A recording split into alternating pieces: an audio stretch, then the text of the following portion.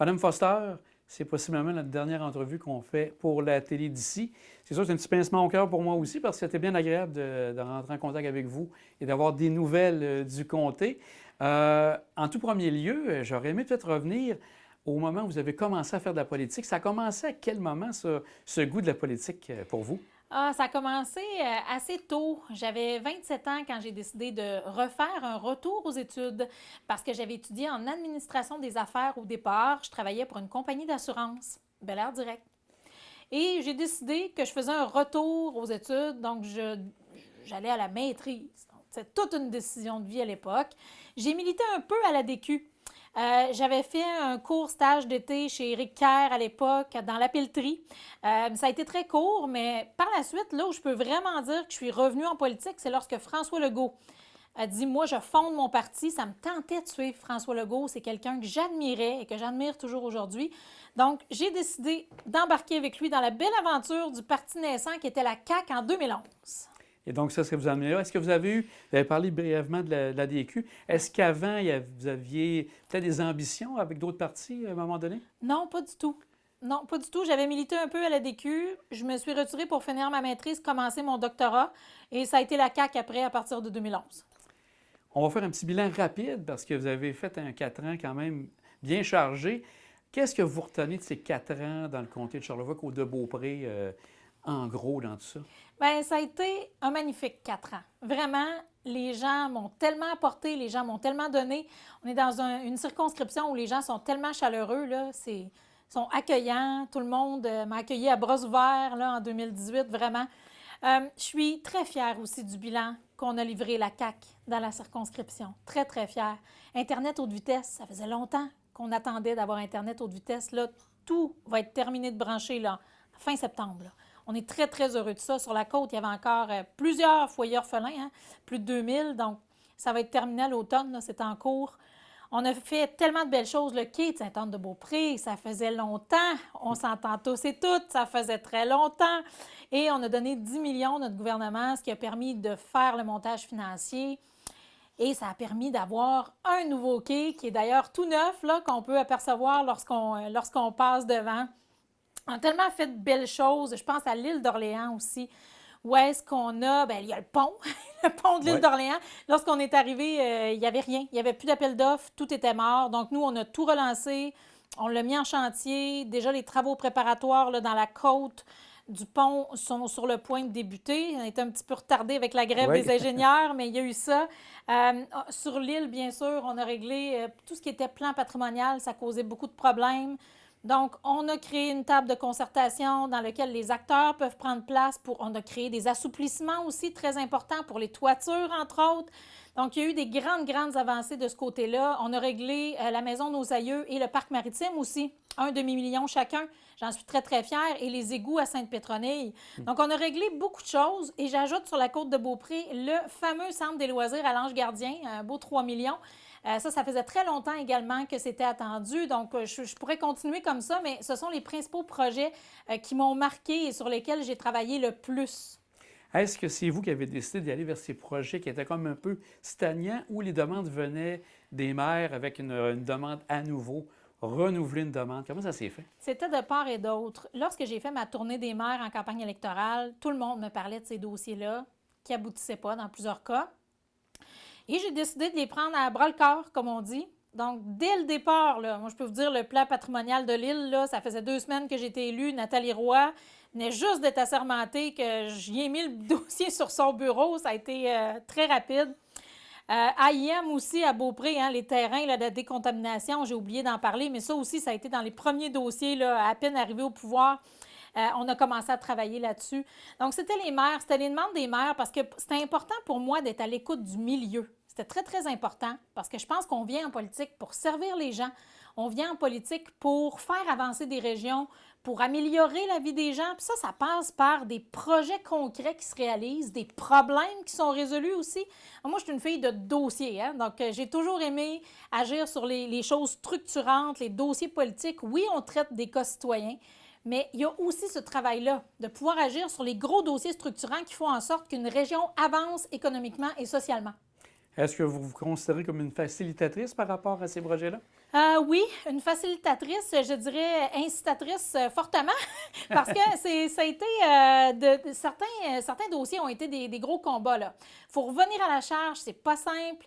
Il y a aussi une machine administrative, hein? Il y a les fonctionnaires, donc là, c'est pas toujours totalement en accord, tout ça, là. Donc, c'est facilitatrice, médiatrice, et il faut pousser, il faut insister souvent, mais je l'ai toujours fait dans l'optique de travailler pour mon monde, toujours.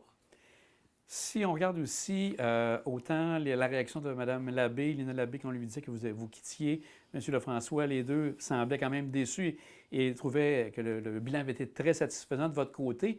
Est-ce que ça montre justement que vous avez été, on peut dire, impartial autant dans Charlevoix qu'au de Beaupré d'Orléans? Vous avez bien manœuvré pour ne pas privilégier une région plus que l'autre? En tout cas, j'ai vraiment essayé fort que ce soit neutre pour tout le monde, c'est-à-dire juste pour tout le monde.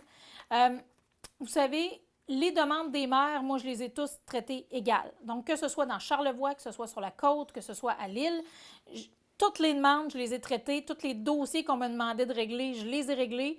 Il y a le Mont-Sainte-Anne que je pense on aurait espéré aller encore plus loin à l'heure actuelle, mais le ministre de l'Économie, Pierre Fitzgibbon, travaille encore très, très fort à essayer d'obtenir des investissements de RCR. On a été très clair là-dessus. J'aurais aimé pouvoir annoncer de gros investissements sous mon mandat. C'est la chose, je pense, là, sur la côte qui restera à travailler très, très fort. Mais pour le reste, si je prends là, tous les dossiers, les problèmes qui m'ont été soumis, tant dans Charlevoix, sur la côte de Beaupré qu'à Lille, j'ai vraiment essayé là, de tout régler.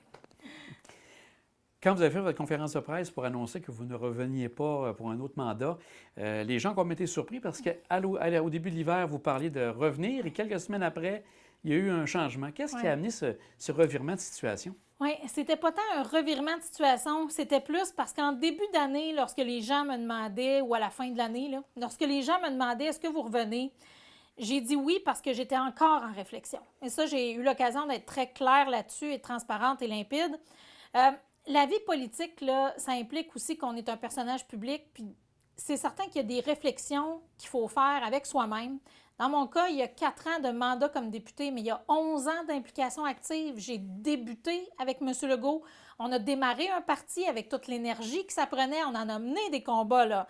On a ramé dans la gravelle à 18, 20, 22 % avant de gagner le gouvernement. Donc, ça prend de l'énergie, tout ça. Moi, j'étais dans le personnel politique. J'ai été vice-présidente du parti. J'ai été candidate déjà aussi défaite avant de me réessayer en 2018, donc j'en avais mené des combats. Mais c'était une réflexion très personnelle, à savoir est-ce que je veux refaire encore 4 ans de plus en politique? Ça ne veut pas dire que j'ai fait juste 4 ans comme députée, que j'ai pas aimé ça. Non, les gens me posent la question des fois. Non, au contraire, c'est l'expérience d'une vie, ça a été extraordinaire.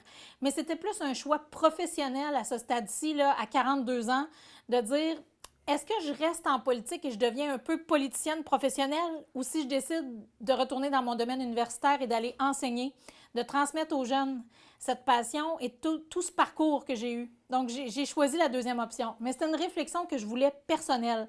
Donc, quand on me posait des questions à la fin de l'année 2021 pour les bilans, j'étais pas prête encore là, à dire, tu sais, je m'en vais pas. Puis quand on ouvre une porte, là, après, là, bien, ça réfléchit collectivement. Donc, tout le monde est après nous, puis tout le monde nous demande quand est-ce que vous allez l'annoncer, quand est-ce que vous allez vous décider. Je tenais à ce que ma décision, elle demeure personnelle. Ma décision et ma réflexion. C'est ce qui vous a amené à dire oui en attendant pour vous permettre de vous donner un peu de temps sans être harcelé, entre guillemets, par les journalistes. Exactement. Aussi, un des éléments importants que j'ai remarqué avec vous, c'était la place des femmes en politique. Est-ce que vous trouvez qu'il y a une amélioration ou on a encore certaines lacunes de ce côté-là? Il y a une amélioration, mais il y a encore des grosses lacunes, définitivement. J'ai eu l'occasion d'en parler à plusieurs reprises là, depuis que j'ai annoncé que je ne ressollicitais pas un autre mandat. J'ai eu plusieurs entrevues nationales à ce sujet-là. On se fait encore aujourd'hui, je pense, les femmes traitées en 2022, pas de façon très égale, je dirais, avec les hommes. C'est pas toujours voulu, volontaire. C'est pas toujours pensé, mais il reste encore des inégalités sociales qui sont là. La politique, c'est le pouvoir. La politique, c'est le pouvoir. Donc, les hauts lieux de pouvoir, là, je peux vous dire, sont encore beaucoup plus contrôlés par les hommes que par les femmes. Oui, on fait des gains, il y a la parité, on essaie le plus possible d'aller chercher autant de candidates que de candidats, mais ça finit souvent qu'il y a plus de candidats élus que de candidates. Et dans les lieux décisionnels, il y a encore beaucoup de chemin à faire, je pense. Les femmes, c'est pas les mêmes standards. Il faut lutter plus fort. Quand on veut mettre son pied à terre, je pense que c'est difficile pour les femmes parce que souvent, on se fait traiter d'émotive. On est en train de pogner les nerfs. Les gens, des fois, il y en a encore là, qui traitent les femmes de folles. Donc, c'est pas toujours facile pour une femme de mettre son pied à terre, de montrer de la fermeté, de l'émotion, de la passion, parce qu'aussitôt qu'on hausse un peu le ton ou qu'on est un peu émotive, on se fait arrêter en disant « Ah là, t'es trop émotive ». Non. Puis on peut-tu rester sur le fond du discours de ce que je suis en train de dire, parce que c'est peut-être pas fou pantoute ce que je suis en train de dire. Hein? Peut-être que la personne qui est en train de me dire « Ah, tu montres trop d'émotion », bien, c'est peut-être juste pour balayer du revers de la main ce qu'on est en train de dire aussi. C'est une belle façon, mais ça, on se le fait faire tout le temps. Fait que, il reste encore beaucoup de chemin à faire, je pense, mais on en a de parcouru. Mais je peux vous dire que oui, je l'ai senti dans mes 11 années en politique, autant dans le personnel politique que comme élue, que j'étais une femme. Je l'ai senti. Moi, là, qui est très verbomoteur, des réunions là, où je ne peux pas placer un mot. À ce point-là? Quand il y a juste des hommes, oui, je ne peux pas placer un mot des fois. Fait que c'est difficile. Je l'ai plus vécu dans le personnel, ça, mais c'est arrivé plusieurs reprises. Donc, je donne des exemples. On se fait... Des fois, il y a des gens qui nous ignorent, tu sais. Ils vont serrer la main des hommes, puis ils arrivent à nous, puis ça ne serre pas la main. C'est comme ça. Alors que c'est moi la députée. On pourrait dire. Oui, c'est assez spécial, là, mais ça existe encore. Est-ce que vous sentez que dans le comté, si on regarde Mme Desbiens qui est au fédéral, vous êtes au provincial, est-ce qu'il y a une ouverture du côté, justement, d'une place pour les femmes en politique? Définitif. En tout cas, Charlevoix-Côte-de-Beaupré n'a vraiment pas de difficulté à élire des femmes. Ça, c'est clair. Il y a eu Caroline Desbiens. Avant ça, il y a eu Sylvie Boucher au fédéral. Du côté provincial, Pauline Marois. Il y a eu Caroline avant moi. Maintenant, il y a moi. Donc, je pense que pour élire les femmes, ça, il n'y a pas de problème. Quand je disais, on a fait du chemin. Maintenant, c'est dans la façon d'exercer le pouvoir, dans les coulisses du pouvoir et dans ce qu'on vit aussi comme femme quand on arrive sur le terrain. Que ce soit avec des gens de la population, des acteurs, des organisations, il reste du travail à faire. Donc, on surveillera ça avec attention. Oui. Les prochaines semaines, pour vous, l'été, est-ce qu'il y a un moment de répit, bien sûr, parce que là, bon, on tire à la fin possiblement pour votre mandat. Qu'est-ce que vous pourrez faire cet été? Sans rentrer dans tous les détails. Bien, écoutez, là, on a encore 2 semaines assez occupées devant nous. Après ça, bien, il y aura les vacances du personnel et tout, qui doivent aussi ressourcer, ou que je pourrais dire, recharger leur batterie, devrais-je plutôt dire, avant la campagne électorale qui s'annonce. Donc, pour ma part, là, le mois de juillet, ça va pas mal être la fin. Pour le reste, on assure une intendance, bien sûr, toujours. Les cas citoyens, si les gens ont des problèmes, ils veulent appeler, ils veulent nous contacter. Le bureau, il n'y a aucun problème, il est là jusqu'au 3 octobre, je tiens à le dire. Moi, pour ce qui est d'annoncer des choses publiquement et tout ça, bien, naturellement, là, le mois de juillet, ça va pas mal être dans mes dernières annonces, là.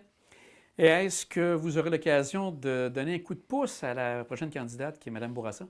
Bien, écoutez, peut-être au début un peu, mais étant donné que je m'en vais vers le monde universitaire qui demande une certaine neutralité, je vais probablement me retirer, bien sûr en lui donnant mon appui, bien entendu, et pour la suite, bien, ce sera à elle aussi d'investir le terrain. Parce que vous savez que je ne veux pas être une belle-mère là, ou quoi que ce soit. Chacune a sa personnalité et tout ça. Donc, ben voilà, au début, je vais l'aider, c'est certain. Mais après ça, il faut que je me retire du terrain parce que ça va me prendre une certaine neutralité éventuellement dans les projets que je voudrais faire, là, en particulier dans le monde universitaire. Vous en allez dans l'enseignement, tantôt vous en parliez. Oui. Est-ce que, parce que vous êtes très bonne communicatrice, vous avez l'expérience de la politique, il me semble qu'on vous verrait en analyse politique à la télévision. Est-ce qu'on vous a approché par rapport à ça? Ou, écoutez, je serai toujours ouverte à ça parce que de toute façon, intervenir comme analyste ou experte, ce n'est pas incompatible avec le fait d'aller enseigner la politique ou d'aller faire de la recherche. Donc, j'ai toujours dit que les offres seraient les bienvenues et que je les analyserais. Vous n'êtes pas le premier à m'en parler, mais certainement que je pourrais être ouverte à cette option-là, mais ce n'est pas incompatible avec le fait non plus là, de retourner avec des charges de cours à l'université. C'est juste que je resterai dans ce cas-là, dans le débat politique, mais en étant autrement. Donc, en étant analyste ou à titre d'experte pour transmettre cette expérience-là. Mais je ne suis pas fermée, mais bon, à date, je n'ai pas de cours pour vous, là. OK. Mais donc, ça sera à suivre de ce côté-là. Oui. Dernière petite question. Est-ce que la politique, c'est terminé pour la vie ou après un certain temps, cette piqûre-là va revenir? Ah, bon, on peut jamais dire jamais, là. Pour l'instant, j'aurais le goût de vous dire, c'est vraiment une page que je tourne, là. Vraiment, vraiment. La politique, elle peut m'intéresser parce que je peux aller enseigner la science politique, je peux aller faire des analyses, agir en tant qu'experte, faire de la recherche. Donc, je ne resterai jamais loin de la politique. Mais quant à savoir en refaire, là, politique active comme élue, en tout cas, pour l'instant, c'est vraiment pas dans mes plans, là. Vraiment pas. Bien, Madame Foster, un grand merci. C'était bien agréable de vous côtoyer dans ces dernières années, puis bonne chance pour la suite. Bien, j'en profite pour vous remercier également. Ça a été un grand plaisir, toujours, de transiger avec la télévision d'ici. Vous êtes des gens extraordinaires qui informent notre population de façon toujours très juste. Vous travaillez très fort et j'en profite pour saluer tout le monde à la maison également. Vous resterez toujours dans mon cœur, malgré le choix que j'ai fait, qui n'a pas été facile de quitter et de ne pas me représenter. Alors, j'en profite pour saluer tout le monde une dernière fois.